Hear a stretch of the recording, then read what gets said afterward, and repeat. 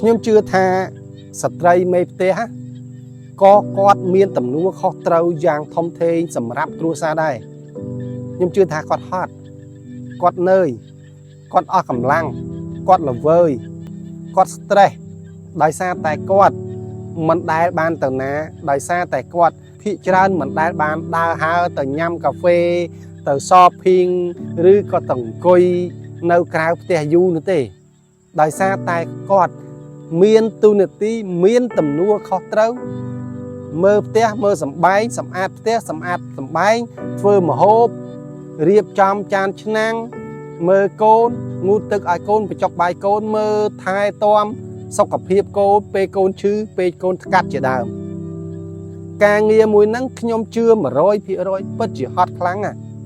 តែប៉ះសិនបើដីរបស់យើងគាត់យល់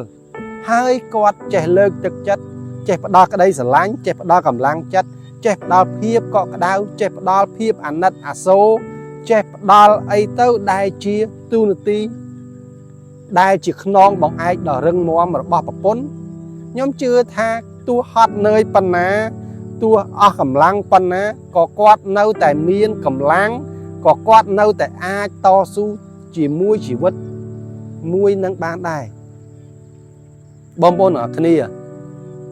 មនុស្សយើងកម្លាំងចិត្តផ្លូវចិត្តពិតជាមានឥទ្ធិពលខ្លាំងណាស់អញ្ចឹងបើសិនបើយើងចង់ឲ្យគ្រួសាររបស់យើងចង់ឲ្យប្រពន្ធរបស់យើងគាត់សប្បាយចិត្តសំខាន់បំផុតយើងត្រូវធ្វើម៉េចធ្វើឲ្យប្រពន្ធយើងសប្បាយចិត្ត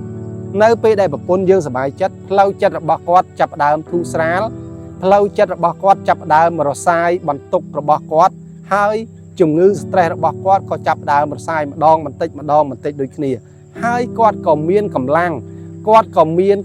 ពលំដើម្បីប្រកបការងារហើយគាត់ក៏អាចបំពេញតួនាទីជាស្ត្រីមេផ្ទះជាម្ដាយមួយដ៏ល្អជាប្រពន្ធមួយដ៏ល្អចំពោះគ្រួសារយើងផងដែរបងប្អូនអរគ្នាកុំអាងតែយើងជាប្តីយើងមានសិទ្ធិយើងអ្នករលុយចិញ្ចឹមគ្រួសារតែបែរជាយើងជន់ប្រពន្ធយើងបលិចហើយបង្ងើយកតើយចំពោះទុកលំបាកយើងឃើញនឹងភ្នែកប៉ុន្តែយើងបែរជាបង្ងើយកតើយខ្ញុំជឿថាគ្រួសាររបស់យើងប្រហែលជាពិបាកស្វែងរកសុភមង្គលដែរព្រោះថាសុភមង្គលកើតឡើងដោយសារតែប្តីប្រពន្ធចេះយល់គ្នាចេះឲ្យតម្លៃគ្នាហើយកែលម្អគ្នាទៅវិញទៅមកចេះស្ដាប់គ្នាផ្ដល់តម្លៃឲ្យគ្នាលើកស្ទួយគ្នាទៅវិញទៅមកតែប៉ុណ្ណឹងអូខេ